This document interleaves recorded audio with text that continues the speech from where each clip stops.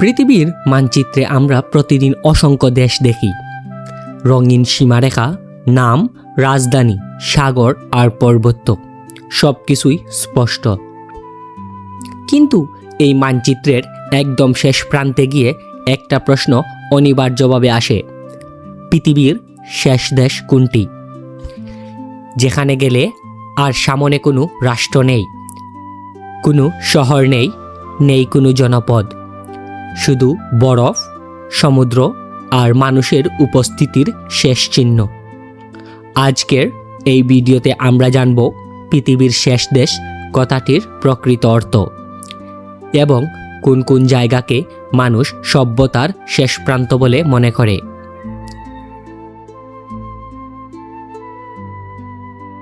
প্রথমেই একটি বিষয় পরিষ্কার করা জরুরি: বৈজ্ঞানিকভাবে পৃথিবীর কোনো শেষ নেই, কারণ পৃথিবী গোলাকার।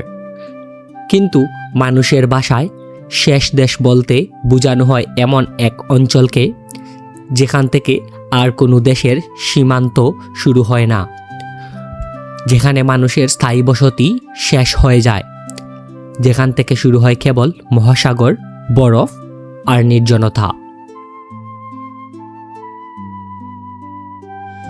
এই ধারণা নেভিগেশন, মানচিত্রবিদ্যা এবং সামুদ্রিক ইতিহাস থেকে এসেছে। বিশেষ করে যখন মানুষ সমুদ্রপথে অজানা পৃথিবী আবিষ্কার করছিল, তখন কিছু জায়গাকে বলা হতো end of the non world, অর্থাৎ পরিচিত পৃথিবীর শেষ। চিলি, ক্যাপ হর্ন, আমেরিকা মহাদেশের শেষ সীমা। দক্ষিণ আমেরিকার একেবারে নিচে চিলির একটি ছোট ঐতিহাসিক অঞ্চল ক্যাপ হর্ন। এটা আমেরিকা মহাদেশের ভূখণ্ডগত শেষ প্রান্ত। এই জায়গাটি এতটাই ভয়ঙ্কর যে একসময় নাবিকরা এটিকে মনে করত মৃত্যুর মুখ। ক্যাপ হর্নের আশেপাশে আটলান্টিক ও প্রশান্ত মহাসাগরের স্রোত একত্রিত হয়। এর ফলে সৃষ্টি হয় অস্বাভাবিক বড় ঢেউ, হঠাৎ আবহাওয়ার পরিবর্তন এবং প্রচণ্ড বাতাস।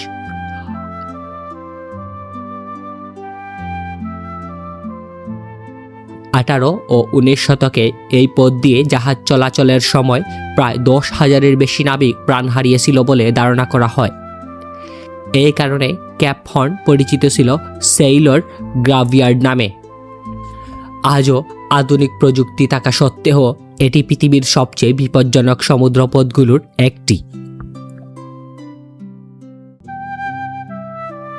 উসাইয়া, পৃথিবীর শেষ শহর কেন? চিলির কাছেই আর্জেন্টিনার দক্ষিণ প্রান্তে অবস্থিত উসাইয়া। এই শহরটি পরিচিত the southern most city in the world নামে। এখানেই শেষ হয় স্থায়ী মানব বসতির সীমা। উসাইয়ার পর নেই কোনো শহর, কোনো গ্রাম, নেই কোনো রাস্তা বা জনবসতি, শুধু সমুদ্র এবং তারপর অ্যান্টার্কটিকা। এখানকার আবহাওয়া অত্যন্ত কঠিন, শীতল বাতাস, দীর্ঘ শীতকাল এবং সীমিত সূর্যালোক। তবুও মানুষ এখানে থাকে, কারণ এটি বন্দর শহর এবং অ্যান্টার্কটিকা অভিযানের প্রধান প্রবেশদ্বার। এই কারণে উসাইয়াকে বলা হয় পৃথিবীর শেষ শহর।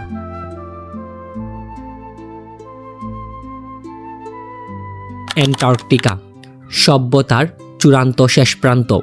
অ্যান্টার্কটিকা কোনো দেশ নয়, কিন্তু এটি মানুষের উপস্থিতির চূড়ান্ত সীমা। এই মহাদেশে নেই স্থায়ী জনসংখ্যা, নেই কোনো রাজধানী, কোনো সরকার, নেই কোনো সামরিক ঘাঁটি। এটি পরিচালিত হয় একটি আন্তর্জাতিক চুক্তির মাধ্যমে। এই চুক্তি অনুযায়ী অ্যান্টার্কটিকা কেবল শান্তিপূর্ণ গবেষণার জন্য। এখানে সাময়িক কার্যক্রম নিষিদ্ধ, প্রাকৃতিক সম্পদ উত্তোলন যেখানে নিষিদ্ধ। অ্যান্টার্কটিকা পৃথিবীর প্রায় 70% স্বাদুপানির বরফ ধারণ করে। শীতকালে এখানকার তাপমাত্রা -60 থেকে -80 ডিগ্রি সেলসিয়াস পর্যন্ত নেমে যেতে পারে। এখানে মানুষ স্থায়ীভাবে থাকতে পারে না। এই কারণেই বলা হয় মানব সভ্যতা এখানেই শেষ।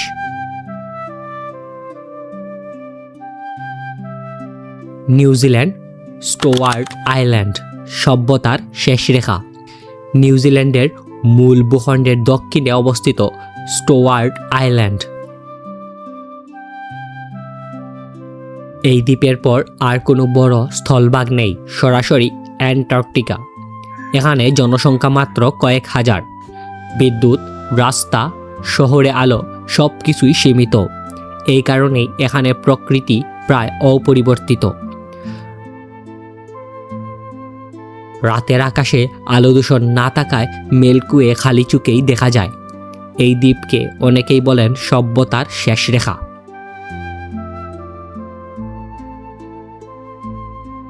তাহলে এখন প্রশ্ন হতে পারে, তাহলে পৃথিবীর শেষ দেশ কোনটি?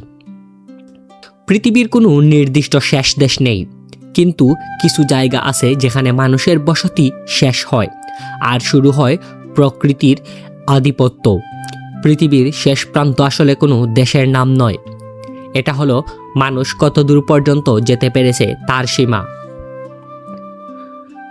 মানচিত্রে পৃথিবীর শেষ নেই, কিন্তু মানুষের যাত্রার আছে শেষ, আর সেই সীমান্তেই আমরা খুঁজে পাই পৃথিবীর শেষ দেশ ধারণাটি।